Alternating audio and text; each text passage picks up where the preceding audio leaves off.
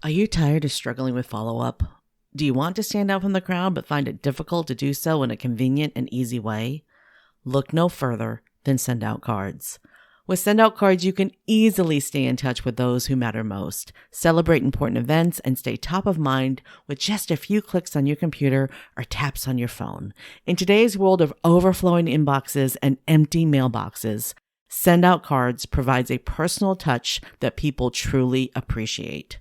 Don't get lost in the sea of technology. Go old school with Send Out Cards. Check out the link in the show notes to send your first card free on me or visit momgeek.com/cards.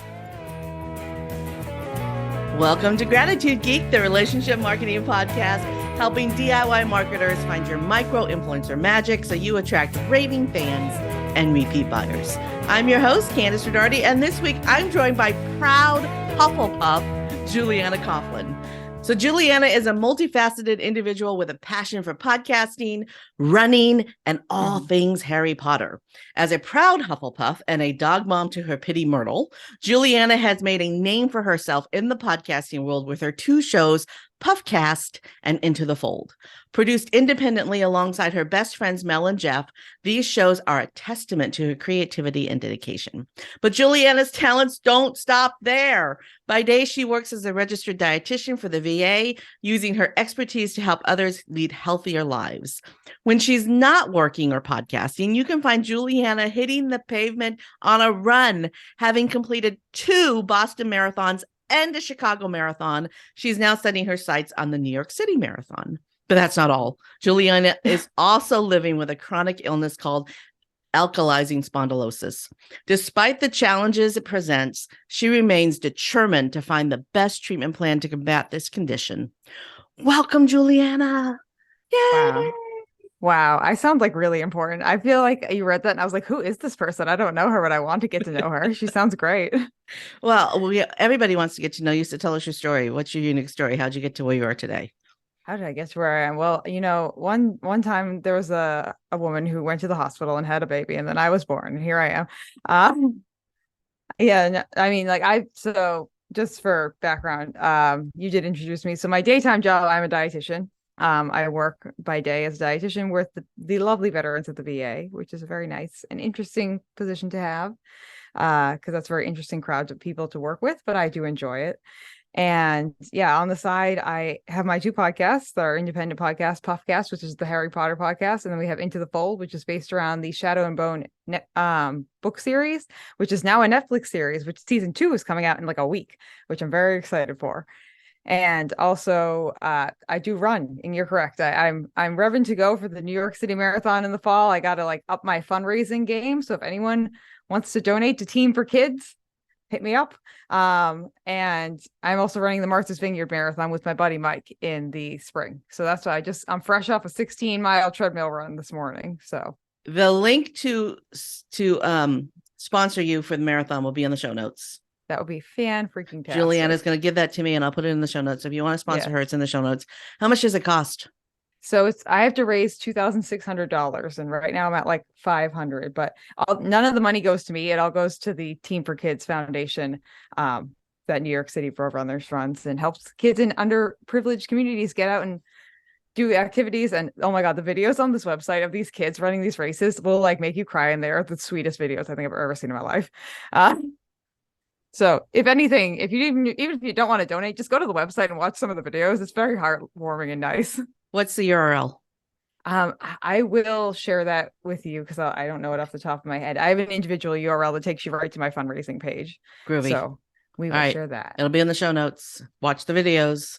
Yeah. Should be fun. All right. I have a lot of things I want to talk to you about. Okay. I have lots of words to say probably. And I hate to just jump right into this one, but I listened to one of your HuffPod. Oh, yeah. Huffcast episodes, and you got into it. So, yeah. And so listener, you're going to wonder why Candice is bringing this up on a marketing/business podcast. But this topic is important for business, because it can affect the business and the livelihood of a lot of different people. So on your most recent episode of your podcast, huff past. What's it called? Huffcast. Huffcast. Huffcast. Because By the way, it's you two probably Hufflepuffs. you probably didn't know this because you can't tell, but I'm a Ravenclaw. Can you tell? I can tell because you did your research and you are very much so organized. You're like, okay, I have a list of things. I did my research. I listened to this podcast. I have notes from this podcast to tell you about. And I'm a Hufflepuff, and I just show up and I'm like, hi. I have Hufflepuff tendencies, but so I'm just giving the listener an advance warning that we're about to get really controversial. So you're talking about a video game that just came out, a Harry Potter video game, and I'm sorry, Yes. I know I'm a Ravenclaw, and I loved all the movies, and I read the books to my daughter when she was little, but I'm not as nerd, as much of a nerd as Juliana is. Yeah. I don't know if you can tell, but my nerdness is in a different angle, right? My geekdom's a different journey. But but I do follow nerdy things because I'm nerdy, right? So you just this new video game came out, and there's some ugliness going on in the Harry Potter community over the words of the author of the book. Yeah. And those words are creating an umbrella over everybody who loves the universe that was created, even though they don't those words by the author aren't representative of everybody who loves the universe. So there you go. There's a topic. Let's just talk about it. Yeah. I mean, we have definitely been dealing with this like as a podcast and as a fandom now going on like 2 or 3 years, where the author has very largely put herself out against the trans community and largely put herself with the TERFs. And it's really sad for me as someone who like my favorite part of Harry Potter is not the books, it's not the movies, it's the fans that make up the fandom. It's the people that I get to meet through being such a nerd of Harry Potter. Like we have this big independently run Comic-Con called LeakyCon that's happening in the summer, and like literally everyone is going. And I think it's just so sad and such a disservice that JKR is such a bigot against trans people and queer people, because if anything, the Harry Potter community is queer as all hell. Like it is so queer, and in the best way possible. And it's such like a nice community, and the whole community itself is based off of one feeling like an outcast, because that's kind of Harry's thing. He feels like an outcast, and he finds his people in like the people that are kind of like the weirder, more or less, to like the Dursleys and those folks at the beginning, the Muggles. And then you find your place, and the big overarching theme of Harry Potter is love. And the author herself can't bear to love the people who love what she created. And that's really unfortunate, because people who generally don't have much engagement with the fans, like people who think like just strictly along the lines of I saw the movies, Gryffindor is good, Slytherin is bad, and that's kind of like their general knowledge, and they watch the news, they think that JKR represents like the opinion of the fandom, when in reality we as a fandom have been trying to cut her out as much as possible and celebrate even like the things that Warner Brothers has done, including this game that just came out, that is very like this video game that just came out is like the most like racially, sexually, everything diverse thing we've ever seen from the Harry Potter universe. We have trans characters, we have gay characters, we have literally every ethnicity you can think of is in this game represented. And it's such like a nice thing to see that, because she had like little to no involvement with the game. Does she get some of the royalties? Yes. And that kind of really sucks still. But a lot of people who are buying the game are also like donating the same amount of money to the Trevor Project too, and kind of finding a way to offset the fact that she's getting some kind of royalties from what they're doing. But it's just definitely something like you said, from like a business standpoint, where you kind of have to make your opinion known, so that way people like know that, hey, like these people, they like the universe that's been created, they support some of the things like of the people who are in the fandom, but they have no need or desire or want to be associated with the author's opinions or actions, because she is a hot trash fire of the thing about diversity and inclusion is it includes people whose opinions don't include diversity and inclusion. Know what I'm saying? Yeah. You have to include them in the inclusion, even though you don't want to. And yeah. So, and this podcast is being recorded, I think, the day after one of the states, one of the great 50 states in the United States decided that trans people were just pond scum and basically made it illegal to be trans. Which is it's so freaking sad. I think this is the Hufflepuff inside of me, because like the biggest, we've spent a lot of time like kind of dissecting what each of the houses are. I've been podcasting the Harry Potter space for going on like 3 years now. I am like such a freaking nerd. It's not even funny. But the biggest like trait that we found that unites the Hufflepuff house, it's not like loyalty, it's not friendship, it's empathy. Yeah. And Hufflepuffs, we have a lot of feelings, we have a lot of empathy, and like we love to include people. And from that, like I have such a hard time like being like, oh, I don't like this person because of like the way that they look, or the way that like judging people based off of just like a word or like a characteristic that they're being given. I'm like, no, a person, I always kind of go back to Horton Hears a Who. A person is a person no matter how small, and a person is a person no matter who they are. And like with the transgender issues, like why do we want to, like, these people aren't doing anything mean to us. And I kind of think of it like you're just born in the wrong I hit the microphone. You're can you hear me okay? Yeah. Okay. Sometimes my microphone acts up a little bit. But I kind of think of it like a snail. Like the person is just born in the wrong shell, and they just need to crawl out of that shell and find the one that they like the best, and that's cool. I don't have any issues with that. And I mean, yeah, I just think that like, yeah, you're just born in the wrong shell, you got to find the right one. That's fine. So you said that we can have sympathy for character. I mean, at the end of the series, at the end of the Harry Potter series, I feel a lot of empathy for Malfoy, who I hated for 8 movies or however many it was. I hated him until the end because he was put in a really difficult situation. Oh yeah. Right. Yeah. And his parents are at least low-key abusive at best. Oh yeah. So you know, and he was a horrible human being, but he was also terribly used and abused. And yeah.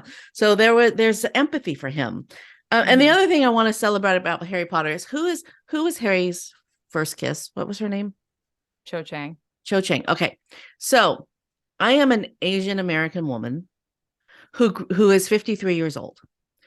So I did not grow up seeing anybody who looked like me on TV. There was MASH and all the people who I'm Korean. So all the characters on MASH who were Korean were kind of caricatures. And also it was about that show was about a war, and you know, so I never saw anybody who looked like me on TV. And then I saw Keiko O'Brien. Keiko O'Brien came into my life, right? So on Star Trek. So she was like and there was a newscaster in the 70s, Connie Chung, right? So that was the whole representation, and Bruce Lee. So that was the entire representation of the Asian community on the big screen or on television for me. Okay. So then here comes Harry Potter. And I'm reading these books to my one daughter. And there is a character who is Asian, who has an Irish accent. And that is just beautiful to me. I mean, I'm finally starting to feel like, oh, my underserved, underrepresented, you know, hidden, hidden whatever is fine. There's finally something out there. And that's what Harry Potter did for me, right? That's what Harry Potter did for a lot of people like me, who felt like they never saw anybody like us anywhere, right? Yeah. And then J.K. Rowling came along. Yeah, she ruined it. But you can't let her ruin what the producers and the directors and the actors created. Yeah, I mean, that's where this game that we just reviewed is like really, really amazing. Like all the people you meet, like so many backgrounds, and like we have this wonderful girl from Uganda who's there, who's like whose name is Natty. I love her. She's such a great character. I mean, we meet her mother, and like a lot of the professors. We have like an Indian professor. We have like some gentleman from Egypt who's there teaching us, and it's so diverse, like, and the costuming that they've chosen for these characters is so like ethnic, and it's beautiful, and I just really loved it. So yeah, it is nice to see. What's the name of the game? Hogwarts Legacy. Hogwarts Legacy. All right, there'll be a link to the game in the show notes too. Yeah. So if you want to, I'll actually know it. I'll send you a playthrough on YouTube. So if people want to watch a little bit of it for free, fun. that could be a fun thing for you to do. Just to, even if you just watch the first video, you'll see like, oh my gosh, there's so much. We have like Jewish characters in there and like all these other characters. It's really nice. Which is what Hogwarts is. Yeah, it's supposed to be like the #1 wizarding school in the world. So it should have people of all like ethnic and sexual and any kind of identity there represented for us.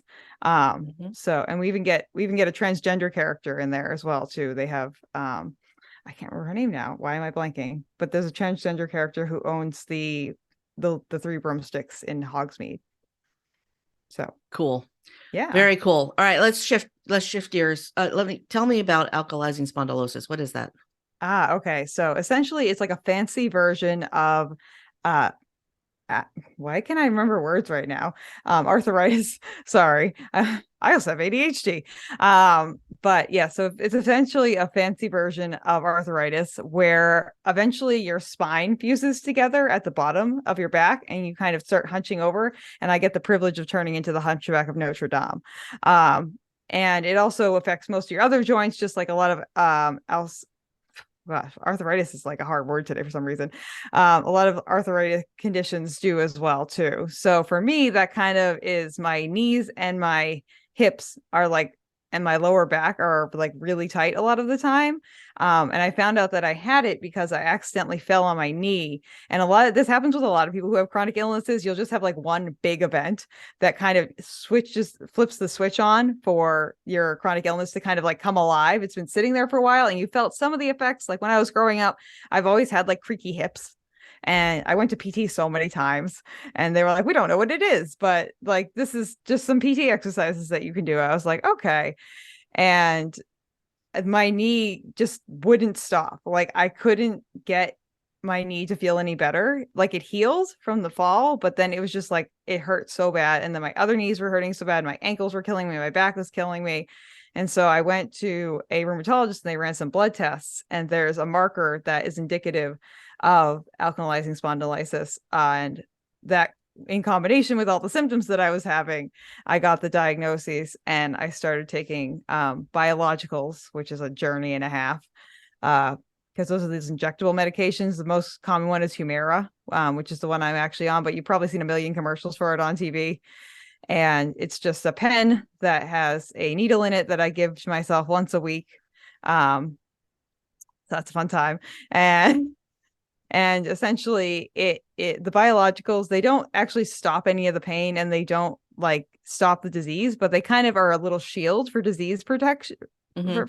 Progression, and they stop the disease from progressing any faster and kind of give you as much time as possible before you have that spinal fusing. And they also kind of take down the inflammation because I'm just gonna call it AS if that's okay. That's perfectly fine. I can't pronounce the other word. Cool.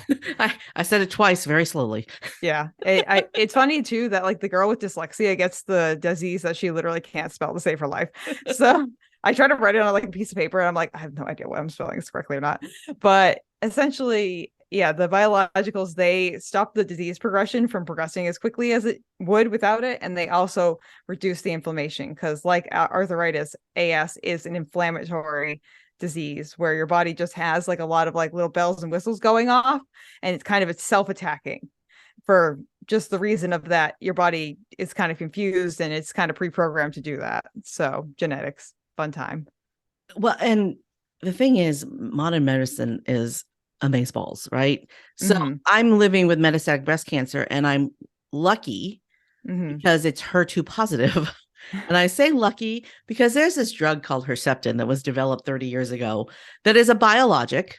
And as long as that biologic is injected into my body every 3 weeks, my life is being extended gloriously long. Coming up on 9 years or something like that, right? That biologic keeps me alive. But people are like, I thought you were in remission, which remission is a bad word in the cancer world. But I thought you were in remission. Well, yeah, this biologic that I go in, get infused, I sit in a chair, hook me up to a thing, get an infusion, everything weeks is why. Yeah. No, exactly. But explaining that to people, they kind of feel sorry for you. But Yeah. you and I are going to just say, screw you. Don't feel sorry for me. I'm going to run the Yeah. Boston Marathon twice. Yeah. Well, I know that's the thing too. A lot of the times, like, and I'm sure you feel this too, like you have some kind of pain or there's something going on in your body where like you could tell someone you're in pain, but then you're like, but then they're going to tell me to not do things. And like, I don't Yeah. want to be like put into a corner and told what not to do.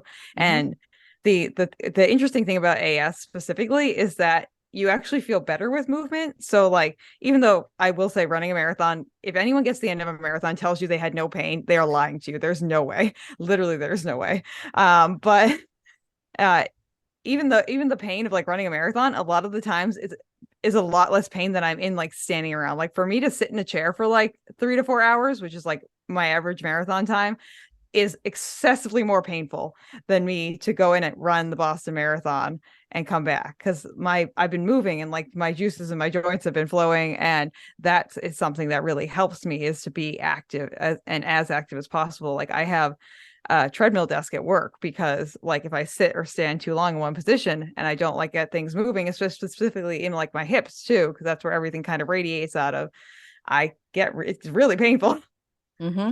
Yeah. Even with the biologic, but it's still better than it is without the biologic. And I'm in the camp with you too. Is like people, they hear that you have to like inject yourself, or they hear that you have to go get an infusion, and they're like, "Oh, you poor little sick baby," and I'm like, No. "No." Yeah. So I don't know if you noticed, but I'm standing. I think you are too. Yeah, I have Because it hurts desk. to sit. And it Yes. hurts to sit because my hormones have been artificially suppressed for so long that my joints just hurt all the time. But I'm not going to, telling you this because the point of this conversation, and we're going to get there in a minute, is that who cares? Yeah.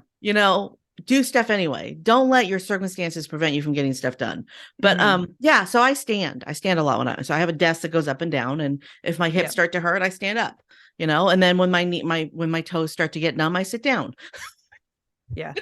You're in the same boat as me. I've had a standing desk now, I think for like 12 or 13 years now at this point. So I was like way ahead of the people who have standing, like the people who like don't have any chronic conditions, but they're just like, I'd like to stand now. I'm like, which is cool. That's great. But I was definitely looked at really funny when I started using a standing desk, because they were like, why is Juliana standing over there? I'm like, because it hurts me to sit. Like, I can't, like, I call it getting crunchy. Like I go to get out of a chair and I'm like, ow, ow, ow, ow, like, cause my body is like physically stuck in that sitting position. And I call that crunchy joints. And so I get crunchy joints sometimes. Well, I also like standing because I don't think I've never been diagnosed, but I know I'm ADHD, and I didn't know it until like a couple years ago. Right. But everything points to ADHD. And it just, when you are a person who has fidgety tendencies, standing helps with that. Yeah. I mean, even like now, like, see, I'm always like moving a little bit and just like kind of moving around, because I do have ADHD. I have my little fidget toy box over here, my infinity box. But yeah, no, I definitely think that people look at us and they're just like, oh, poor little people. Can you imagine though, if kids at school, like kindergartners and first graders, had standing desks? Oh my God, so much better. How much more they'd learn. And if they actually got to do recess.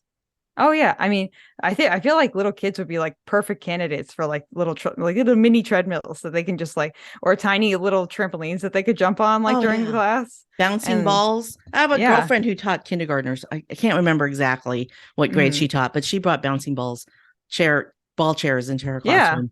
Yeah. I mean, they pay much better attention. It's just, I feel like a lot of kids, even if they aren't ADHD, like at that age, you have so much energy and you just need to get it out. And I remember too, like being at recess and feeling like this level of this like huge sense of relief, being able to like go around and like move. Yeah.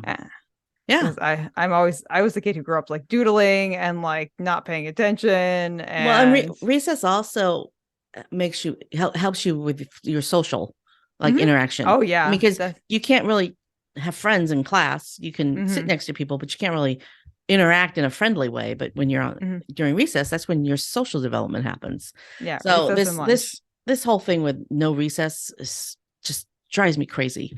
Yeah. Drives me crazy. Why you do that? Yeah. Like, why do you take?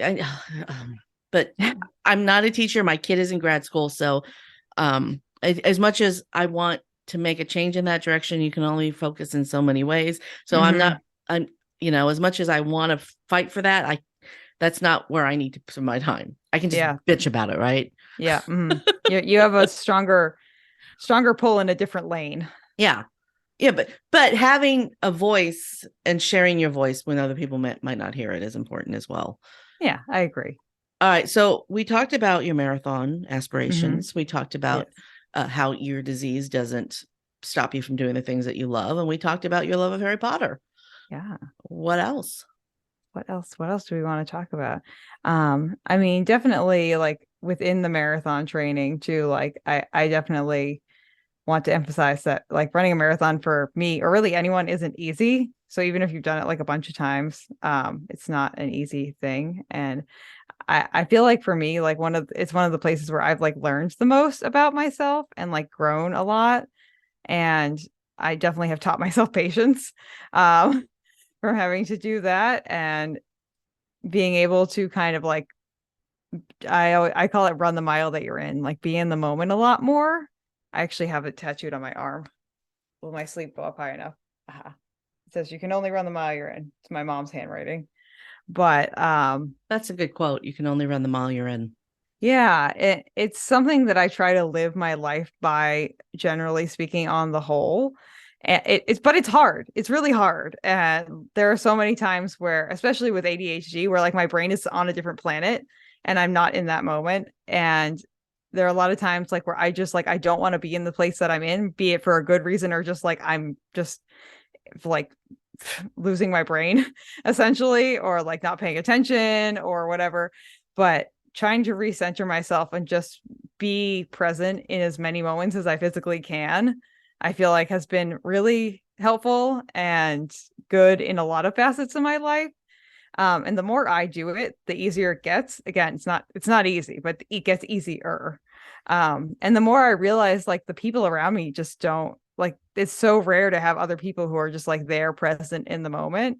And I feel like that's when I'm in the moment present and I'm not worried about other things. I feel like that's where I find the most joy in a lot of things. I mean, even like recently I started traveling a little bit more. And when I'm traveling, I try to just like be there and I try to just like do the things. Like I had my friend who lives in Atlanta. I was like, Jen, can you just like show me around where you live? And we went to like all the places that she normally visits in her day-to-day life. And like I was just genuinely like just had the attitude of like, okay, here I am. Let's just have a generally speaking positive attitude of accepting where we are now and try and enjoy things. And like we had a blast. Like we literally went to just bookstores and antique shops, but we had such a blast because we were both willing Oh, to that just sounds like fun to me. oh my God. She's like, this is my typical day. I was like, this is great. I love this. I have a girlfriend named her name's Anise, and she likes to call that the difference between the hunter and the gatherer, with the shopping hunter gatherer. And she's like, going shopping with a man, they're hunters. They have a goal in mind and they're going to go for the goal. They're going to kill it and then they're going to leave. Right. Yep. And women are gatherers, or not necessarily women. There are other people that are gatherers too. I'm a gatherer. Yeah, they go into same. the store and they want to go up and down every aisle. And they want to touch things and they want to look at things. They want to discover new things. And it takes them hours to go grocery shopping. That's why Target is dangerous, because you go into Target and you're like, wow, look at all these things. Oh, things that I don't need. And you're like, do I need a plant that's shaped like Mickey Mouse? I might. I just might.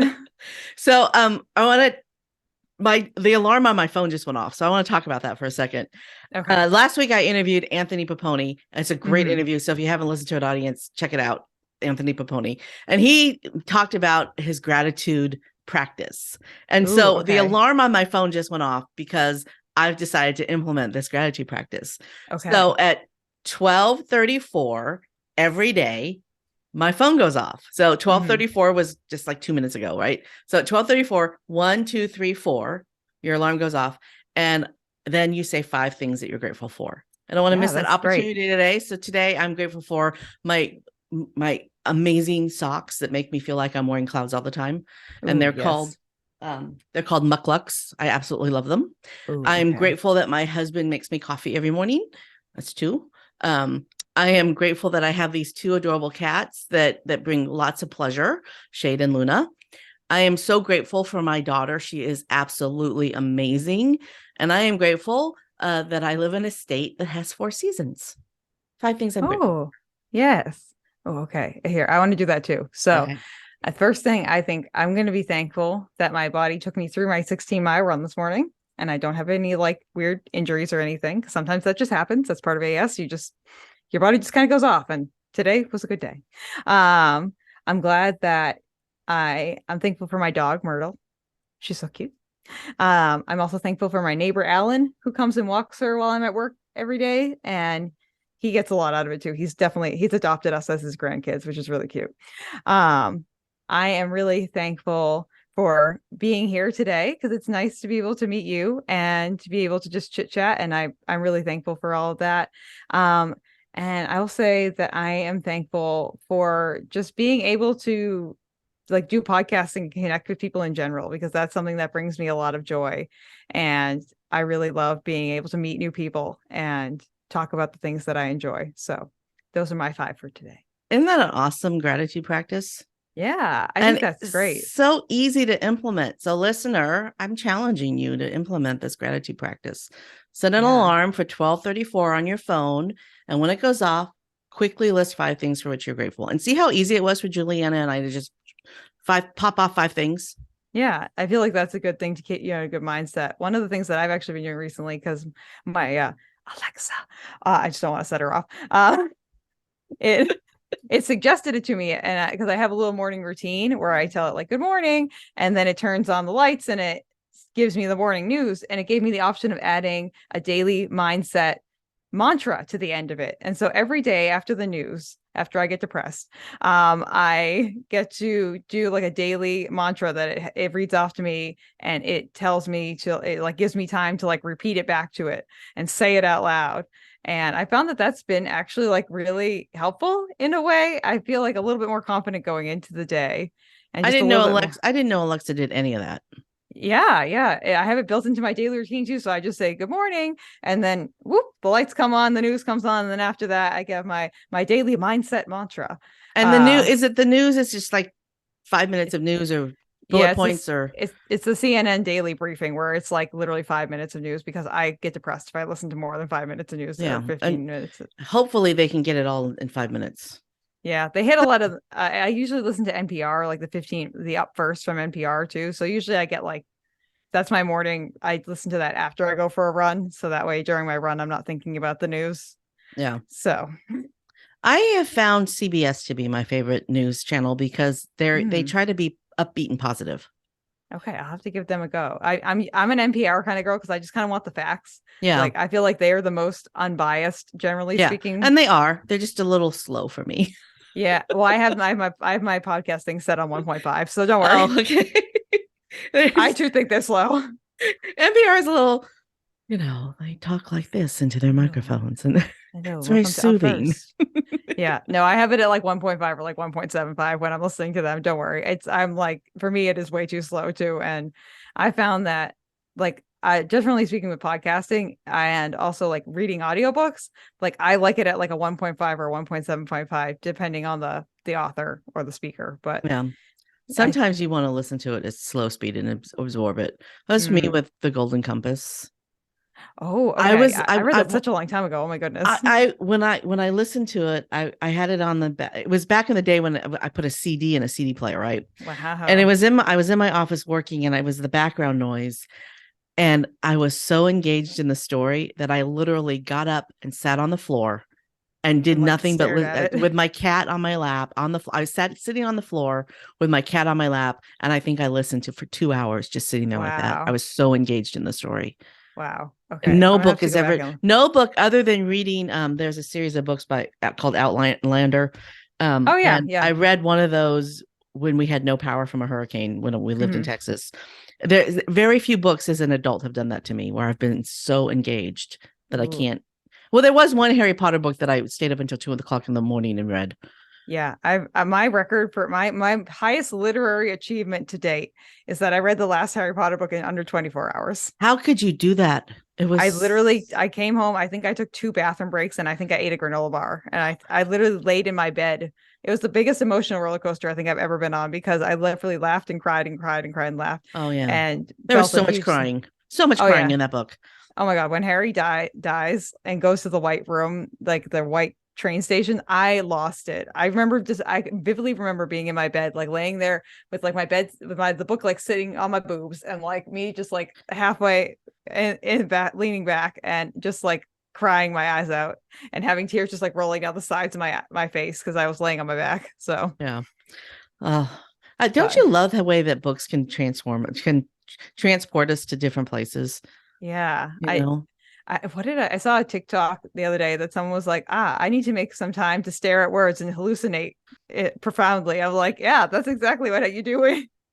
Oh, that's so funny. Because all I read now are nonfiction books. I read a lot of business books and marketing books. I hardly ever read fiction that, that will transport you. Although there is a series, it's called, what is it called? Oh, Joshua Dalzell is the author, and it's kind of like a cowboy space series.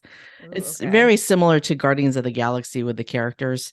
But it's I love Guardians of the ragtag. Galaxy. It's a ragtag crew of mercenaries from different planets that do mercenary stuff. And so I don't read them. I listen to them. But yeah, that's about the only fiction that I do read recently. Do you like dark academia? I'm not sure I know what that means. So the podcast that I host, Into the Fold, we are doing the Shadow and Bone series, which is it's very much so a YA series, but the author Leigh Bardugo also has a very much so adult series that she does, where the books are Ninth House and Hellbent. And Hellbent actually just came out about 2 months ago now, and I listened to the audiobook, which is like a 28-hour audiobook over the course of 2 days because it's so good. But it is definitely like there are some touchy subjects in it. It's definitely a very adult themed book, but it is a fantasy based book out of Harvard. And there's like this like magic element to it, which is really good. But definitely warning, it is an adult book with adult themes. So don't go into it thinking it's a YA book. But it's really good. And that's Into the Fold. Well, Into the Fold is my podcast, but Okay. and we will be discussing Hellbent because it is the same author, and Leigh Bardugo is like such a queen. She is such she's what we wish JKR was. She is like so awesome, such a badass bitch. Like I love her so much.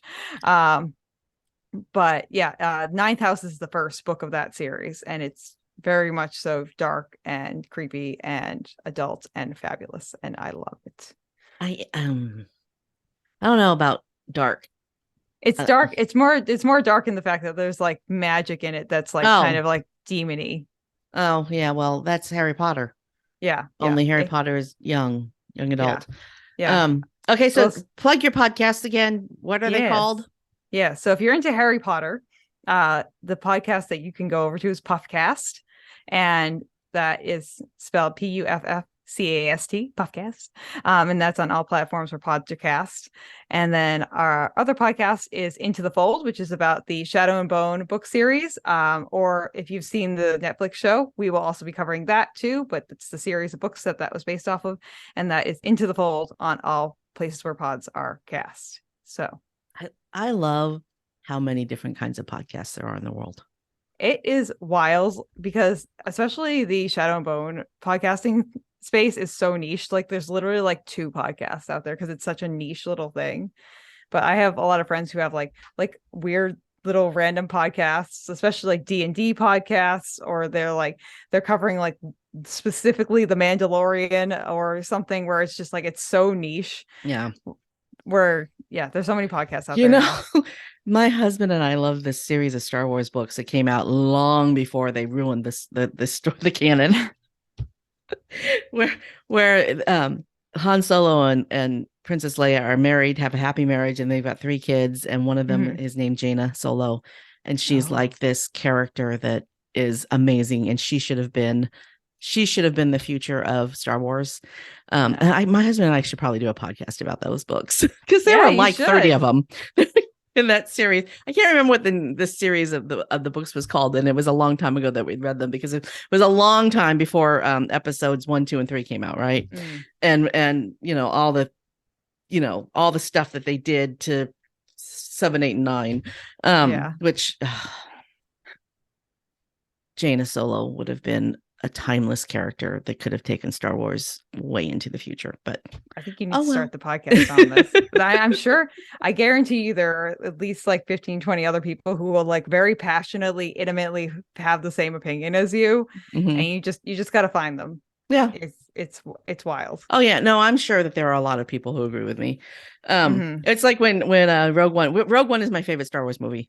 And when I liked Rogue One a lot, when it came out, before it came out, I kept saying, lots of people should die. If lots of people don't die in Rogue One, I'm going to be really disappointed. Many people need to die, because the whole premise of Rogue One is that many people died to bring us this information so that we could take out the Death Star, right?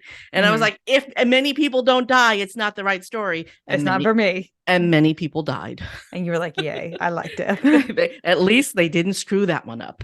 Oh, that's good. Yeah, see, I'm a very casual Star Wars fan. I am a fan of Kylo Ren, which is probably controversial to you. So no, my daughter loves Kylo Ren. She loves him. I just got the little Valentine's Day Funko Pop of him. I also just kind of love Adam Driver anyway too, so I'm slightly biased in that. So that is so funny. There is so my maiden name is Nesbitt, and there is Mrs. Nesbitt is a character from Toy Story. Can't you see I'm Mrs. Nesbitt? And there is a new Mrs. Nesbitt Funko toy, and I've never bought a Funko toy ever, but I might have to buy that one. They're so fun. I have all the Kylo Ren. I have a few Kylo Ren ones, and this is the moon calf from Harry Potter. He's also wearing a house hat that also does this. Oh, maybe it's running out of batteries. It's running out of batteries. It sorts you. I need to replace the batteries in the house. Yeah. It's a sorting hat? Yeah, you can't really hear it, but it actually has like a little like random, it says one of the houses randomly when you press it down, but it looks like the batteries are running out. So I'm gonna have to replace the batteries. But my little moon calf is wearing, it's kind of like an 8-ball. Remember those magic 8-balls? Yeah. Yeah. It's a magic 8-ball sorting hat. Yeah, you tip his hat, because I have the hat taped to his head. So you go whoop, and then it sorts you, but the battery's running low. Cute. So cute. Okay. Before we wrap up, I want to talk about the VA for a minute, the Veterans Administration. So thank you for doing that work, because I think it's really important. I am a daughter of a military. My father worked for the Department of the Army, so I call myself an Army brat, even though he wasn't in the Army. He worked for the Department of the Army, because my childhood was, I always lived on or near a military base, and wherever my dad went, we went, and so I have a great respect for the military, and I don't think we're doing enough for veterans. Thank you for that work, and talk about that for a little bit. Yeah, I mean, I've worked for the VA now coming up on a year, and I'm kind of coming in at the precipice where, one, I work in a clinic that's a little bit more forward thinking than I think a lot of clinics are. Definitely the area that I am a part of is one of the best rated VA clinics in the United States. We are Vision 1, if anyone cares. But we are definitely on the precipice of like providing, like we have a chiropractor that just started coming to our clinic that people can come see. Like they can see me for nutrition. We have a bunch of social workers, and everyone in my clinic is very much so like pushing like the mental health side of things, because that's something that largely went untouched. And we also have a lot of queer and LGBTQIA veterans, because we live on Cape Cod. So we're very close to Provincetown, and we service Provincetown, which is a very, very well-known like gay and queer hub. And we get a ton of veterans from there. And we also get a lot of veterans who like have like learning disabilities and things like that that never got diagnosed, and now they're like in their 60s, and a lot of ADHD people who come through, which is great, because we have a lot of people who like myself who are like happy to work with them and stuff. But yeah, it definitely is a challenging job. It's definitely not for everyone to work with veterans, because it is a very interesting group of human beings who went through a lot. Like they have a lot of trauma that they're holding. And I think a lot of the times the biggest thing that you have to do is like just acknowledge the trauma that they went through and like validate that for them. And that's kind of the first step in gaining someone's trust, is being like, yeah, like you went through this. It makes sense why you have this reaction to things. Like I too would be like reacting the way you are if I saw that many people die or whatever. I had this one guy once who was like, yeah, I was on body duty and like everything. I was like, oh, okay, what does that mean? He's like, yeah, I had to just go up and pick all the dead people. And I was like, cool. Cool. Great. Yeah. Awesome. Yeah. That's Yeah. a normal thing to do. Yeah. And it's just, it's shocking to think about some of the things that these people have been through, and just being able to provide care for them and show them this level of respect, I think is something that's really awesome and I enjoy doing. So, Well, and helping them transition back into, I mean, right now we're currently not in any major wars, but for 25 years we were in a huge war, and just helping them. And it was a horrible war that we didn't really know enough about, right? And helping them transition back into civilian life is, we need that. And I love that you're a nutritionist and you're a dietitian and you're helping with that, because when you take your cat into the vet and there's something wrong with your cat, the veterinarian changes your cat's diet, right? Yeah. So wouldn't humans are animals too, so doesn't it make sense that if there's something wrong with a human, that maybe we could look at diet and figure out what we're eating that may be causing us to have this problem? Oh yeah, I mean, that's a huge thing. And I'm really lucky too that the doctors in the clinic that I work in, they love to refer people over to me. And I love to, they give me a name and I call the person right up and I get them in my clinic. I say, hello, your doctor gave me your number and here I am. Awesome. And they say, okay, fine, I'll come and see you. And my whole shtick as being a dietitian is that when I went to school, when I started college for being a dietitian, I interacted with a lot of people who had interacted with dietitians in the past. And I also had some interactions with dietitians. And my general takeaway was like, people don't want to go back to these people because they just yell at you and tell you to do things and they don't actually listen to you. And I know a lot of dietitians who are like that. I know some that aren't too, but I always wanted to be the dietitian that people felt comfortable talking to and would want to come back a second time to see. Yeah. And that's kind of my big thing. Is like, I don't want, I use a lot of compliment sandwiches too. Like I tell you something you did well, and then I say, look, but we should work on this, but you did really well on this other thing. So that way the person leaves like in a good mood. And like, I've been known to crack even like the most curmudgeon-y veterans that are out there, that other people are like, he's worked with like 7 other dietitians before. And how did you get him to come back for a second appointment? I'm like, cause I was like, actually like nice to him and I didn't like yell at him. And I'm not just going to tell them like, oh, you can't eat candy ever again. I'm going to say, okay, let's eat less candy. Let's eat half that amount. And then I challenge you. And I also like to tell them too, because like changing your diet is hard. But if they tell me that they can't do it, I tell them I don't believe them because they've done something way harder in their life before. And they can't tell me that they're an Army veteran and they can't drink more water. So I tell them I believe in them. And I think just that level of like support. That's so important. I believe in you is so important. Yeah. And just telling them like, hey, like, I know you can do this. Like you've done harder things before in your life. You can drink more water. I believe in you. You got this. And I'll even write them like little sticky notes sometimes that say like, you got this. Love, Juliana. And then they can put it like on their refrigerators or their mirrors or things like that. And we'll write their goals on these. I have these little pieces of paper that someone gave me there from Vera Bradley that have this little hummingbird on them. And I call it the hummingbird of annoyance. It pecks you in the brain until you achieve your goals. And I like to write. And hummingbirds go like this.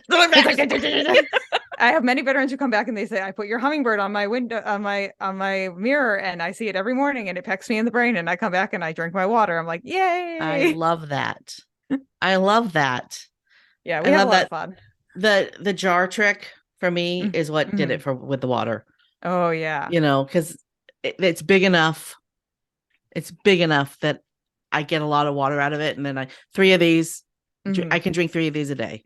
It's not like, 8 little glasses of water, having to keep track of that. I drink 3 of these a day. Right. Yeah. I always tell people too, like if you have like touch points that you're going to be at every day, like your desk and your car, things like that, to leave a water bottle that's like, this is my car bottle and this is my desk bottle. So that way, no matter where you go, you have some kind of fluid available to you. Cause that's like one of the biggest things. It's like, I don't know where my water bottle is, or like I left it somewhere. I don't have it with me. It's like, okay, if you have like 5 or 6 touch points where, like I spend the majority of my day in these 5 or 6 different spots. Yeah. If I put like 5 or 6 different water bottles, then I'll have something that I can drink from too. I don't like to drink out of plastic or metal. Metal gives me mouth sores. And really? Plastic tastes terrible to me. So I have these little glass jars, these little mason jars. They're fabulous. Yeah. I think they're called asparagus jars or something. I don't know, but I love these. I love them. And you can get little lids for them. So, and the reason why I have lids is because I have cats and cats will drink out of glasses. Yeah, no, I have lids because I spill things on myself. This is a child's water bottle with a sippy thing in here that stops it from spilling, because I've been known. I'm the kid who would come home from school and my mom would be like, "So you had spaghetti for lunch today?" I'd be like, "How did you know?" And I'd look down at my shirt and I'd be like, "Oh, it's all over my shirt." Oh, I love it. All right. So this is a marketing podcast. So what's your favorite marketing tool, tip, or technique? My favorite marketing tool, tip, or technique, I'd say the thing that has helped me and my podcast grow and like build relationships with people is to be nice. And in that, like, I mean, like when I'm reaching out to people, and my friends have told me that they're like, Juliana, your superpower is that you can pick out something that someone is doing that you like, and like that genuinely that you like, and that you can tell them and like not just tear them apart. And I think that's the best thing, is to just find something you like about like a business that you're trying to get involved with, or a brand or something like that, and like actually go to the like whatever their contact point is, be it like Instagram or Facebook or Twitter or whatever, and genuinely be like, oh, well, I really like what you're doing. It's great. And my little secret is, because I feel like this is how I best express myself, is to leave a little voice note. People I've noticed that people respond the most to me when I'm asking for things when I leave an upbeat sounding, genuinely nice voice note. I think because they can see me as a human being as opposed to just like a picture on a screen or Are something. you like a audio, like a text message with an audio? Yeah. Is So that like what you're talking about? yeah, so like a voice message. It doesn't work as well over like email, but if you're trying to like contact someone over social media, and if you genuinely mean the things that you're saying, I feel like that's the thing that I notice have taken the most people by surprise in a good way. And they've all responded to me being like, "Oh, thank you so much for reaching out," because they can hear the enthusiasm in my voice, and they can hear that like I'm a real human being, and I feel like it connects the picture on the social media to like a regular human being, and they're like, "Oh wow, I want to interact with this person," because one, they're actually telling me something I'm doing nice, and two, like this is a real human being that I can speak to. Well, and the thing about those voice clips is, if you're a podcaster, I'm just coming at it from the other angle, because I'm a marketer and I always think of the marketing angle. If you leave a voice note for a podcaster saying, well, how much you enjoyed the last episode, they're going to play that clip on their show. Oh yeah. If you send us a voice message on our email or on our Instagram or anywhere, we're putting that clip on our show, because those are things like, one of the hardest things about being a podcaster, I feel like, is getting feedback from an audience. It's very challenging. People like just want to listen. They don't want to interact, but I'm that person who like, I want to personally know everyone in my audience. That way I can thank them for listening, essentially, and know their lives, and just be like, wow, Bob got a puppy today. And like, just like know these random little things. I love that. Yeah. I love that. That's why I like the podcast platform Good Pods, because you can, have you ever used Good Pods? No. Oh my God. It's my favorite things. It's like Facebook for podcasts. Right. So you can interact with podcasts. You can leave messages for them. You can make comments. You can rate them. It's just this. It's good, right? It's Good Pods, and you're interacting with the person who, it's a really great way to interact with the podcast host, or to build a community around your podcast. And it's like Facebook is the wrong correlation. There's that Facebook there's that place Goodreads. Goodreads. It's kind of like Goodreads, but it's Good Pods. So it's an interactive, lots of ways to interact with the podcasters. It's my absolute favorite way to listen to podcasts, and my favorite way to interact with other podcasts. Yeah, I'm the person too who, like, if I listen to your podcast and I like one episode of your podcast, I will immediately at least go rate you 5 stars and leave you a written review. Oh, see, and with Good Pods, you can do that for every episode. You can just nice. You can rate every episode. So I am going to find your show. Yes, I'm gonna have to go on Good. Do they have an app, or is it just on? There's an app. Oh, okay. There is an app. The Puffcast, right? It's the Puffcast. Yes, is that right? There you go. All right, I'm going to give you the link to your show on Good Pods, so you can find it. Copy link. And then that link will also be in the show notes, listener. If you're listening and you want to know, I absolutely love Good Pods. So there's your show on Good Pods. Oh, okay. Yeah. All right. It's absolutely fantastic. All right. So I'm downloading it now on my phone too. yay. Yeah, it'll be your new favorite podcast player. Oh, So I'm sure. we need to wrap up. This has been a fantastic conversation about a lot of different things. Yeah. I love it when I get to nerd out with people. Yes. Absolutely my favorite thing to do. So last question, and we've already kind of touched on this, but let's get deeper. This is your moment of gratitude. For whom or what are you most grateful? I will say I am most grateful. I'm going to be selfish for myself for putting in a lot of work because recently, just as a brief explanation, my goal going into 2023 and my goal like at the end of 2022 was to just each day be more authentically Juliana. I want to authentically be myself and discover what that means a little tiny bit more and more each day and just become more myself. So I'm thankful for making that decision to be like, okay, let's just be us. Let's just be us and like not worry about what other people think about it. And so I'll say I'm grateful for myself for having that bravery. And I'll say also my therapist. Shout out to Anne, shout out to Echo, who helped me with that too. So. Thanks for tuning in to Gratitude Geek, where we help DIY marketers attract raving fans and repeat buyers. Don't forget to check out the show notes at gratitudegeek.com for links to all the resources mentioned in this episode. If you enjoyed it, please leave a review on your favorite podcast platform. Our theme music is by Rev Brock and Solely. I'm Candice Rodardi, reminding you that gratitude is like manure. It's just a pile of poo until you spread it around. Stay groovy, my friends. Stay groovy, my friends.